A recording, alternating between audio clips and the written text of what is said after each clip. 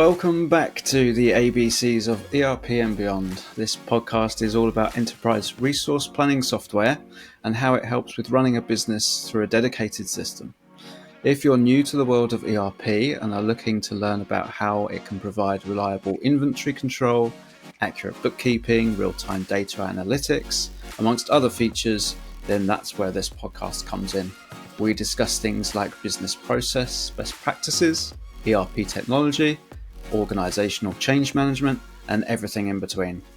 My name is Peter Nicholson. My whole career has been around ERP, different parts of the business and different departments, everything from sales to ops to finance. And I'm just a technology nerd, so I love talking about ERP. So that's where I come in. And I couldn't do this without my fellow co-host, and he is our ERP expert, Mr. Nirav Shah. Hello, hey Peter. Yes, my name's Nirav Shah, and I'm located out of Chicago, Illinois, and have been around ERP my whole career. I own and operate a small boutique ERP reseller bar here in Chicago. We resell Acumatica and Microsoft Dynamics Business Central.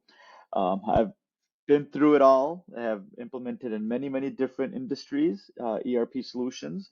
I'm really happy to be able to take all that experience and share it with those new customers and new folks that are interested in this technology that is really emerging, blowing the doors away out of traditional business software essentially now, because the price points are so low and being able to have access to such a strong platform to run your business on. I'm really excited and happy to talk about this topic to the listeners. So looking forward to today.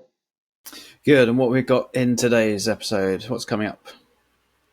So today we're talking about the silent powerhouse, how ERP systems drive efficiency in the omnichannel, specifically for the retail e-commerce space, right? Everything is now moving in the direction of online shopping. You're talking about online customer experiences, D2C, direct to consumer. We all know of the B2B, B2C concepts, right? Business to business, business to consumer concepts. But the core of all this and the shift in this omni-channel, the retail e-commerce experience, is that the sales process is changing. Not a lot of companies are using big catalogs anymore. Remember those big, thick catalogs that, they're distributing out via mail, or, people would grab somewhere or another and order from 1-800 number and, have a dedicated sales rep and order from there. Well, a lot of that's kind of moving away from that concept and going to a online experience where they could do everything that used to have a few people be required to support in terms of placing the order, making sure they got a tracking number, making sure they had a return label, right? Making sure there was enough inventory. All these things that used to, you need to have people make that decision and relay it back to the customer, could all happen online. So that kind of original sales model is shifting now, all going to the e-commerce space essentially. So what does that do, right? It gets the manufacturer, gets the distributor closer to the customer, directly to the customer, right? You get better feedback. Maybe you increase your margins, right? Because you get, with the way you use that feedback, you're able to go ahead and deliver faster to the customer, right? Than having those few extra days or weeks you need to take in the order, prep the order, and then fulfill that order, right? It all happens very quickly now, directly from the website straight into your business management system if done correctly. So, out of all this, right, with that whole retail e-commerce experience with the customer, what happens is there's challenges on the inventory side. And with inventory, if that's not accurate, no matter how much and how seamless your website is or how seamless your shopping experiences is, but if the customer is getting the product late, if the customer doesn't know how much inventory you have available, right, it's going to cause that customer to have a bad taste in their mouth, and they might not come back and reorder from you again. And the competition is fierce.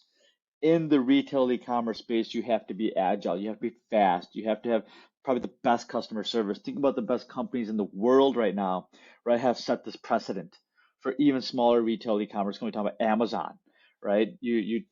Amazon's the biggest one. Like if you can't do 2-day delivery, you can't sell. You're not going to be able to sell to the customer. But it's like that's like entry fee to be your online retailer to be able to provide 2-day delivery, at least here in the States for sure, right? If you can't have proper customer service, right? If you don't have chats, right? Being able to do customer service directly online, the consumer does not want to talk to somebody. They want to do everything electronically, right? So what does that do? That puts the burden and the onus on the distributor, the manufacturer, to make sure your back-end processes are correct, because you have to be able to supply and react real time to that customer experience essentially. So that's kind of what we're talking about. I know I went on there a little bit there, but it really is changing. It's shifting. The whole experience is shifting. The whole inventory management side of it is shifting because you can't just store inventory now. You have to be closer to the customer. You have to be able to provide proper and reliable inventory numbers back to your different platforms that you sell on, whether that's going to be eBay, Shopify, or Amazon, right, or Etsy, whatever these platforms are. You have to be able to um, provide that reliability to the end consumer. So let's start off with the top then. So what are the types of challenges that retail businesses are facing, particularly in inventory management, like today? Yeah, I think the biggest one is the real-time inventory tracking. We've done probably a few episodes on, the dangers of tracking inventory via Excel, right? Yeah. And, a lot of maybe smaller companies are just starting out, could maybe get by with it, but if the intention is to grow and the intention is to get bigger, right? It's probably not the right idea to start off with Excel. You want a connected system, business management system, like full end-to-end ERP. So when you have an order that comes in from the retail e-commerce space, let's say Shopify or BigCommerce or WooCommerce or wherever you're hosting your website and you having your website, your customer experience, well, that order real time comes into your ERP and you could fulfill it, right? And even before that order comes in, the customer knows with a reasonable degree of accuracy that there's enough inventory to fulfill my order. So I could expect the delivery to come on time based on the date that's specified. And the way you do that is to have real-time inventory tracking.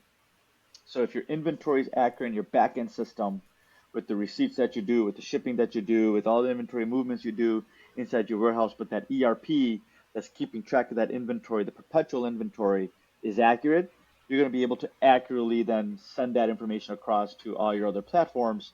So that's going to create consistency through and reliability with the customer shopping experience, essentially.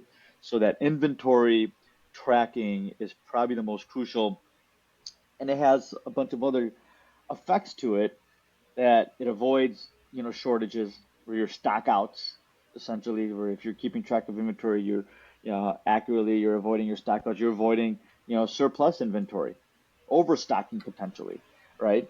So a good inventory system will allow you to be more just in time, be more accurate, avoid, disgruntled customers in that e-commerce experience. So it's probably, I think, right at the top of inventory challenges is the challenge of keeping real-time inventory for a lot of these retailers.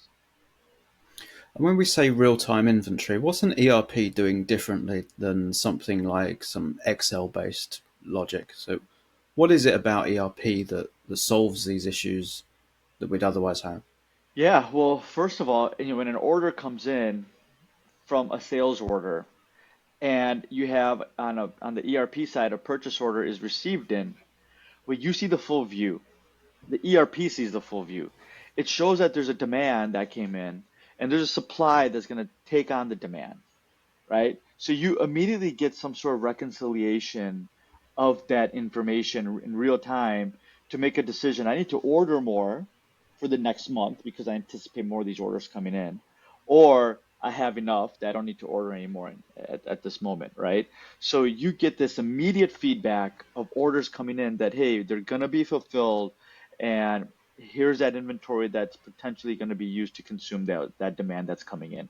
Instead of having to kind of run calculations in your head, ask two or three different departments, right, to first update the spreadsheet because they may not have updated the in receipts that have come in that day yet, right, with the orders that have come in that day. And then you see it, but by that time might be too late because you may have missed a cutoff for, putting out a purchase order to a vendor for that day if you're able to get something real time. So now you got to wait an extra day, right? Because the vendor can't deliver, within 24 hours, so on and so forth. But you get that true connection of, orders being allocated to inventory right as soon as they come in. Okay, so I've got like my warehouse guys, for example, are receipting in inbound stock at the same time as the sales team or customer service team are allocating inventory against sales orders. So outbound stock. Yep. That sounds pretty automated. Is there a way that we can take that further? Like, how do we then trigger, um, you know, restocking? I guess Yeah, can we yeah, do that? no. Yeah, absolutely. And that's I think the next point that we want to also mention here is the ability for ERP to automate the reordering process and the restocking process. Because most ERPs will have what's called a planning engine, right? You talk about MRP or MPS, right? Materials requirements planning or material or master production scheduler or forecasting for that matter, right? And actually, there's tools out there that are advanced forecasting tools. So based on the data model or the model of forecasting you want to do, it will predict for you what your ordering pattern should be for your inventory based on historical trends, based on seasonal trends, or whatever that is, right? But yeah, absolutely, right? Think about you're taking away that the need for someone that has that tribal knowledge saying, hey, we always order 500 from this vendor every single time, and we're just going to order that. But is that really true? Do you really need to do that? Are you carrying more inventory than you need to? That then in turn means that you are maybe having fewer inventory turns, right? So you're sitting on your inventory longer potentially. So that means you have a higher inventory holding cost at the end of the day. Where instead the ERP could say, hey, yeah, well, you could order from these vendors, but you'd relatively get this on time because your vendors are nearby. You order now, you get within a week. Don't order 500. Order maybe 100 at a time, right? Mm. Because Mm. free up your cash flow. I've had something similar before where the people, for example, a warehouse team might historically recognize what looks like low stock versus enough stock. And I've had it before, and they've been saying, "Look, Pete, we are running low. We've only got 500 boxes of this stuff. Yeah. We know this customer takes 1,000 boxes a month." Hmm. I'm like, "Well, that's fine. You're used to that, but my ERP is telling me otherwise. It's Hmm. telling me it's on a continuous downward trend. The customer is not consuming as quickly as they have historically, and therefore my inventory really should flex with that." Yeah. It may well be for years and years you're kind of used to 1,000 boxes. Doesn't mean that's correct for today. Hmm. Yeah, exactly. I mean, the power of the ERP is also the real-time ability to analyze your order history against items, your order history against customers. So think of, like you just mentioned, Peter, I want to know what my trends are for my items. What's my lowest performing item right now? Why is it lowest performing? Where you could just click on the item, look at the history, filter on shipments or invoices for that item, and really quickly see the customer, the date, the quantity, right? The cost, the price that you've transacted with that item in history. Maybe quickly export it to Excel or quickly export it to a pivot table and now see your trends. See what's going on with it, Yeah. right? You can't do that with Excel, right? Without having to really have like probably the developers of Microsoft Excel in the room to quickly be able to do that for you, right? But that's the power of ERP is that you could get to that data real fast and adjust your business to continues to be profitable. You could pick up the phone and call your sales rep like, hey, how come Mr. Sales Rep, Mrs. Sales Rep, how come this item hasn't moved? Did you not call this customer? Did you not visit them, every 3 months like we had, that we're supposed to? Did the customer come back and say something that they don't like this product? Why don't they like this product? How do we get this product back out there and being profitable again?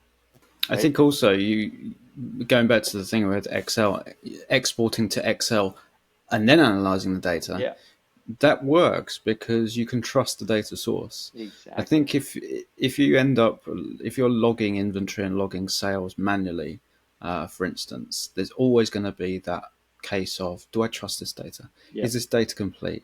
Has John Smith entered his last week's sales data? I don't know if I'm missing anything. yeah, It's yeah, not that trustworthy, and it's no like hit at anyone. It's just that's the detriment of doing things manually. Whereas if you've exported it, I know that I run every single sales order through my ERP, so I know the data is complete. hmm, So that's where I know we've discussed this before, that Excel has a purpose. It always will do. Forget ChatGPT and OpenAI and Copilot and all this stuff. We're still going to be using Excel in 20 years' time. exactly. Um, but it's the fact that Excel isn't the source of the data. We are extracting from the source of the data, the source Right. of truth, the reliable source of truth. It's using the right tool for the right job. The Exactly. process, Excel isn't the process. The ERP is the process, Mhm. the business process. Excel is the analyzing of the outcomes of that process, I guess, the Yeah, outcomes of your business. yeah, exactly. Now let's take that even one step further, Peter, right? To say, with that same example that we've been kind of talking about, is that an item hasn't been selling. And now we know it because it's come to light because we're able to quickly analyze that data through the ERP. Maybe we need to go ahead and quickly update the product description on the website, right? Maybe we need some better pictures of the product on the website, right? Now you could quickly adjust that from your ERP to the website to make that item marketable again, right? Or maybe the item needs to be upgraded and then you have to order another version of it, whatever the case is. But the possibilities are there once you have a full connected system, right? Mm.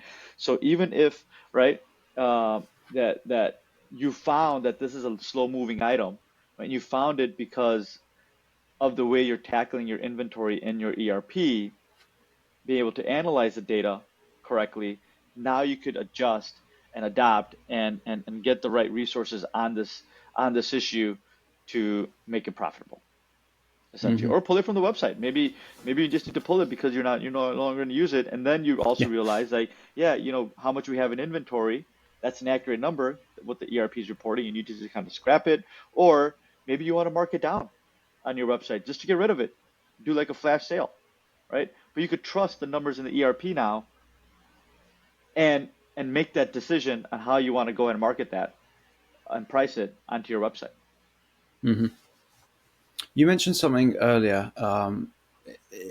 You said seasonal demand. So, how does this work in an ERP inventory management point of view? Because it's not just a downward trend. If it's just a downward trend, we go, okay, let's phase this out. But how do we differentiate between, well, it's a downward trend because it's coming out of season, but we know it's going to come back up? Can we analyze this? Yeah, absolutely. So, that's the example that I generally use, and I use this when I usually go through forecasting training with our customers, is a toy manufacturer. And toy manufacturers, think about their business, right? They don't have customer POs in the beginning of the year. They have probably some strong demand, right? That they have maybe have some really good interest, strong interest in their products. But the POs don't come in until closer to September and October, and they got to deliver that in like November, right? In order ready for Christmas, right? That's probably their biggest selling season, right? You talk about quarters, maybe quarter four. So they need to create a seasonal forecast saying that, we need to start manufacturing or buying the first 2 quarters of the year. So they want to load that seasonal demand as a forecast in anticipation of delivering that forecast towards that later part of the year. And the way you could do that effectively is by having a system that could essentially house that historical data so you could see year over year within your ERP what the manufacturing order fulfillment trends have been, ordering trends have been, so then you could more accurately define what that seasonal demand is. So you could be ahead of, right, the demand, take advantage of lower cost of raw material, take adv take advantage of lower cost of labor, right? Be more efficient by being able to properly schedule the plant floor, right? You don't have to run 3 shifts, maybe just run 1 shift because you're now able to plan for 4 months or 5 months of everything that you need to deliver at the end of the year. So when you could do that, you're just going to be a lot more profitable, and that experience back to that customer is going to be more seamless. Because in all reality, they probably expect you to do that anyways, right? And you know how sometimes they say fake it till you make it, right? And sometimes your customer might not know that you're running around with your head cut off, right? Because you weren't able to plan far in advance for all the material that you had to, or products you had to deliver when the delivery time came. You somehow made it happen. But when you do that, somehow I made it happen, you probably lost money. It probably wasn't efficient. It probably was, a lot of costs that went down the drain, right? Whereas an ERP system could keep it all more in sync, make it all kind of real time, makes it all understandable. You could ask question A, right? And you get answer B. It makes sense. You have the data to back it up that's sitting in your ERP system to make the proper business logic changes, right? Or business decisions you need to do, and back up the spend that you need to do for that first maybe 6 months of the year to create a forecast, to maybe hire a few extra people to get that raw material in when you actually really don't need it. Work out and negotiate better deals with your vendors, right? So then you can fulfill that customer demand that's going to come in from your website, at the end of the year. So Yeah. seasonal demand is huge for retailers, right? Out there. So, there's some companies that probably are very, even keeled throughout the year. That's fine. You still could use forecasting.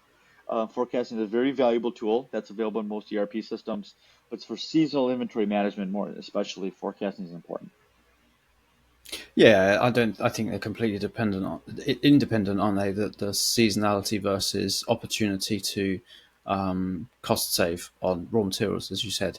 It might be a forecast to build more inventory ahead of time before expected increases. There might Yep. be a trend that says it might even be seasonality on your raw materials, not Yeah, just on your finished goods that you sure. sell.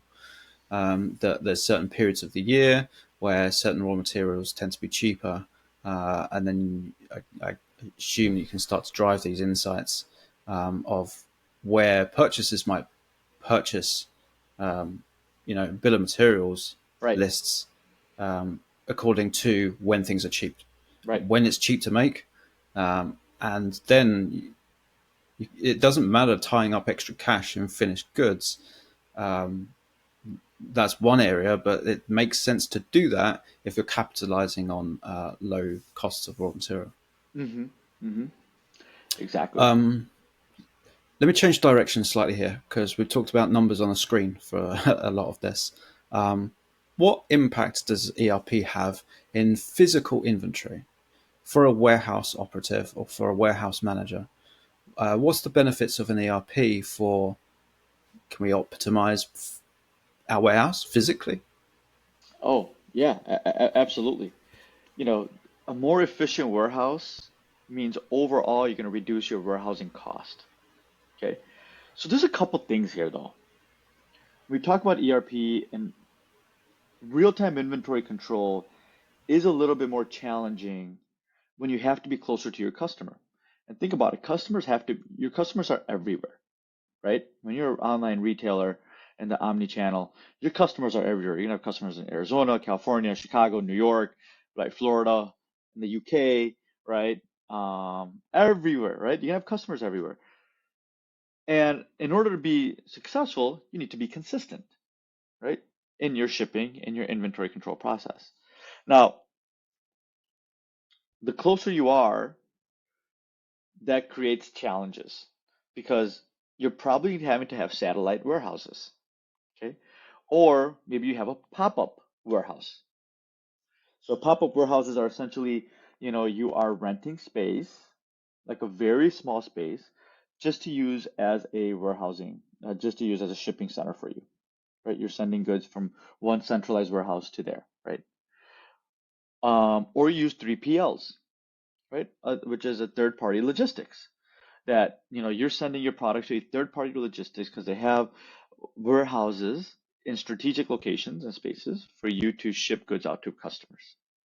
So when we talk about efficient warehousing management, some of it is in your control, some of it is not, right? And what's not is the ones that you give control up to 3PLs and pop-up warehouses because you're just sending product there and you're paying a flat fee of what their warehousing um, overhead costs are that they're charging you. Okay, so you're not controlling that warehousing flow, but you could control your own warehouse and where you actually physically stock goods, right? And you control the movement of goods within that warehouse. So you may find that based on the orders that come in to your ERP, right? There's some orders that require more, stocking, or some orders that require stocking closer to the shipping dock versus other orders or products that could be a little bit further away from it.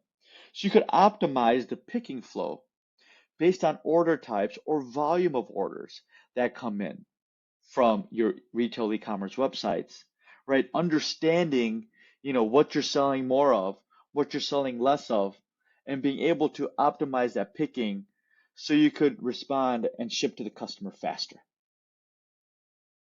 right? But that's the stuff that you gather with an ERP system.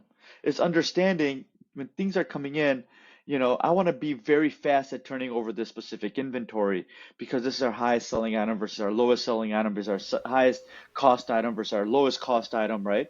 All these different variables in between how we manage our inventory, but you need the data. And the data comes from your ERP to be able to create that effective warehousing flow so you Mm. could have an efficient process on the warehousing side. You don't want your material handlers to run around the warehouse, go in the front first, then go in the back, and then go in the middle, and then go in the front, and then go in the back, right? Yeah, I mean everyone needs their steps in every day. I get it, you know, I get it. Everyone wants 10,000 steps, but right, every step costs money in warehousing, so we need to reduce the number of steps. Yeah. Right? So it's important because when you get that data that comes in your ERP, then you can make these decisions that are going to effectively, you know, lower your warehousing costs, increase your profit margin, right? That's the name of the game. Mm. Hmm. Okay, so as soon as you started saying about having multiple sites, multiple warehouses, and if we introduce 3PL as well, uh, sounds a bit risky. So, how do we track things like loss prevention? Basically, I'm trying to say, how do we stop people nicking our stuff before we get to sell it to a customer? Can we Yeah. spot trends? So, like, can we have some alerts to patterns of Well, stock being stolen? I think the worst um the worst way to monitor or see that you have shrinkage or loss is not knowing about it, right? And with an ERP system, you at least will be able to track it. Okay, so an ERP system is not right. It's not going to come out with a set of hands with handcuffs and tell somebody, okay, you're under arrest because you've taken something from us. But the starting point is being able to measure it and to track it. Think about Excel. You have an Excel spreadsheet. How are you going to manage it? How are you going to track it? Right? With an ERP Yeah, system, at least you could try to track it or identify it by a cycle count or a physical inventory process. And yeah. be able to say, yeah, the system is reporting 50, but we only have 25. Something's And happened it's here. every single time that this person's on shift. Yeah, right? You can start honing in on it and eventually figure out the source.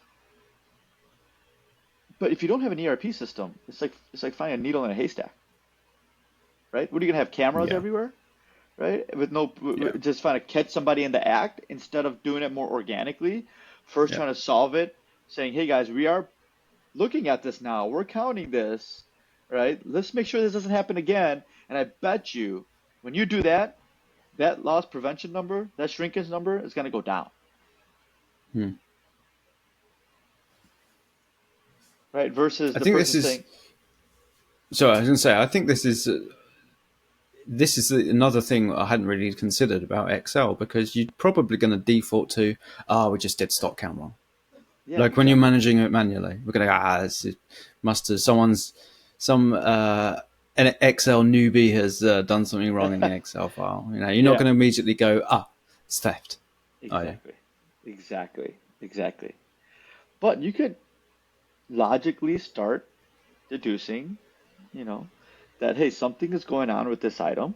Why are we, you know, month over month always short, right? Instead of having more, right? More is probably not a bad thing, right? Maybe someone missed a transaction, but having less, right? It's Hmm. hard to have less because once you enter a sales order quantity, an order that comes in from your retail e-commerce site, that quantity is locked down as it's going through picking and shipping, unless Hmm. somebody purposely opens that sales order again. Yeah. So, right, you need to have a good system in place, especially inventory system, to be able to even have that conversation. Like, how big is our loss, right, or shrinkage, or who's stealing what, or where should we start a conversation at? Because you don't have that, it's just, you know, maybe it could be the blame game going around, which you don't want to get into. Yeah, that's a really interesting point, and I think we should probably wrap it up there. Part one, some really interesting points from what an ERP can do in terms of seasonality and real-time stock tracking, and we're just finished with the loss prevention. Yeah. Um, don't forget, part two is coming up. Part two is where we discuss more cost savings. Is that part four technically? Oh, sorry. Cost savings, waste reduction, sustainability. That's a big topic, I know, out there for everyone, really, isn't it? Some other benefits, and then we'll wrap up. And I'm sure next episode I'm going to mention something about AI. I'll get AI into every conversation I It's gonna have. get there. It's gonna get there. Good. Thank you for your time, Nirav. And I will join you on part two. Excellent.